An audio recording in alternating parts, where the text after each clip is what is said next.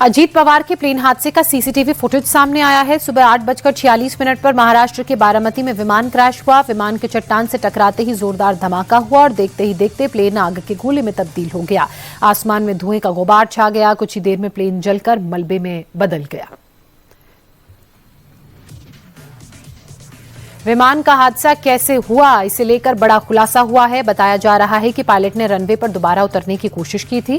Flight radar 24 के मुताबिक हरे रंग की लाल बत्ती है और हरे रंग की लाल बताती है कि विमान सीधे रनवे पर उतरने की बजाय एक बड़ा घुमाव या लूप लेकर दोबारा अलाइन करने की कोशिश कर रहा था।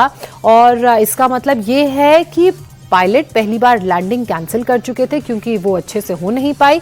इसके बाद विमान को दोबारा रनवे की दिशा में लाने की कोशिश की गई और इसी बीच कम विजिबिलिटी के कारण विमान एक चट्टान से टकराकर क्रैश हो गया। डीजीसीए ने साफ किया है कि विमान में कुल 5 लोग सवार थे और विमान में सवार कोई भी व्यक्ति इस दुर्घटना में जीवित नहीं बचा है। विमान में महाराष्ट्र के उप मुख्यमंत्री अजीत पवार, उनके एक पीएसओ, एक अटेंडेंट के अलावा 2 क्रू मेंबर्स, प्लेन क्रैश में सभी 5 लोग जो कुल शामिल थे उनकी मौत हो गई है। अजीत पवार जिला परिषद चुनावों को लेकर आज बारामती में एक जनसभा संबोधित करने वाले थे। अजीत पवार का विमान सुबह 8 बजे मुंबई से बारामती के लिए रवाना हुआ। बारामती में प्लेन के लैंड करते वक्त यह हादसा हुआ। घटनास्थल से प्लेन का जो वीडियो सामने आया है वो काफी डरावना है। विमान पूरी तरह से क्षतिग्रस्त हो चुका है। उसके मलबे दूर दूर तक फैले हैं। घटनास्थल पर लोगों की भारी भीड़ भी मौजूद है। विमान दुर्घटना के संबंध में प्रेस के लिए जारी जानकारी के अनुसार बारामती एयरपोर्ट पर सुबह 8:45 बजे निजी चार्टर प्लेन का क्रैश हुआ। विमान लैंडिंग के समय तकनीकी खराबी की वजह से पायलट ने नियंत्रण खो दिया, जिससे विमान रनवे से फिसल गया और उसमें आग लग गई। एयरपोर्ट के चारों ओर सुरक्षा घेरा बढ़ा दिया गया। फिलहाल हवाई अड्डे पर सभी उड़ानों पर रोक लगा दी गई है। बारामती में 4 जनसभा करने के लिए अजीत दादा पवार आ रहे थे कि उनका विमान क्रैश हो गया।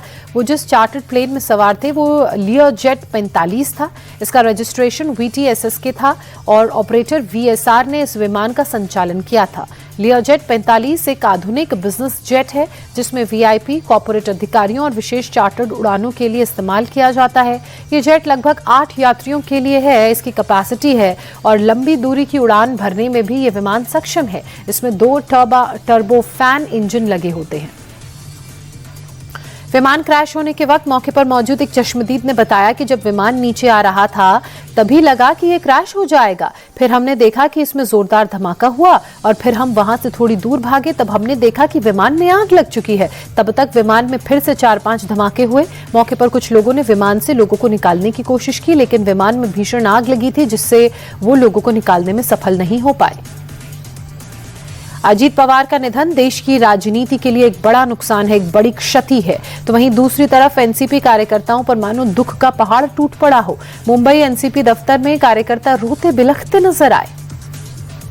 पश्चिम बंगाल की मुख्यमंत्री ममता बनर्जी ने डिप्टी सीएम अजीत पवार के प्लेन हादसे पर सवाल खड़े किए।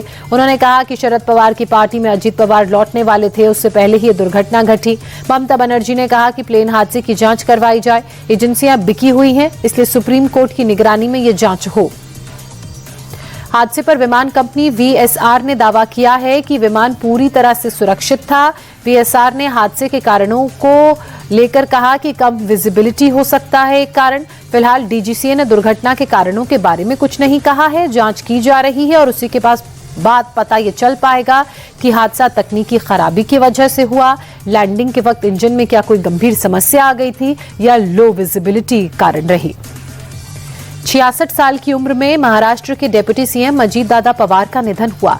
22 जुलाई 1959 को अजीत पवार का जन्म हुआ था। पवार 13 साल में 6 बार महाराष्ट्र के डिप्टी सीएम बने। अजीत पवार ने पहली बार 12 नवंबर 2010 को डिप्टी सीएम पद की शपथ ली। 1991 में पहली बार अजीत पवार बारामती से लोकसभा का चुनाव लड़े और जीते। अजीत पवार के राजनीतिक करियर की शुरुआत कोऑपरेटिव से हुई थी। कोऑपरेटिव की दुनिया पवार परिवार की पावर का अहम हिस्सा रही है। 23 साल की उम्र में Ajit Pawar cooperative sugar factory के बोर्ड में शामिल हुए। 1991 में वो Pune district central cooperative bank के चेयरमैन बने और अगले 16 साल तक इस पद पर काबिज रहे। 1951 में ही वे पहली बार बारामती से सांसद चुने गए। 1995 में महाराष्ट्र विधानसभा के चुनाव के लिए बारामती सीट से खड़े हुए और जीते। लगातार 7 बार इस सीट से विधानसभा का चुनाव अजीत पवार जीते। अजीत पवार 45 साल के सियासी सफर में 1 बार सांसद, 7 बार विधायक रहे। सियासी सफर में सरकार में रहते हुए कई मंत्री पद संभालने का तजुर्बा उनके पास रहा। उन्होंने राज्य सरकार में कृषि, ऊर्जा योजना राज्य मंत्री के रूप में काम किया। सुधाकर नाइक की सरकार में कृषि और बिजली राज्य मंत्री के रूप में काम किया। इसके बाद जब चाचा शरद पवार 1992 और 1993 में मुख्यमंत्री बने तो उनकी सरकार में भी वो मंत्री बनाए गए थे।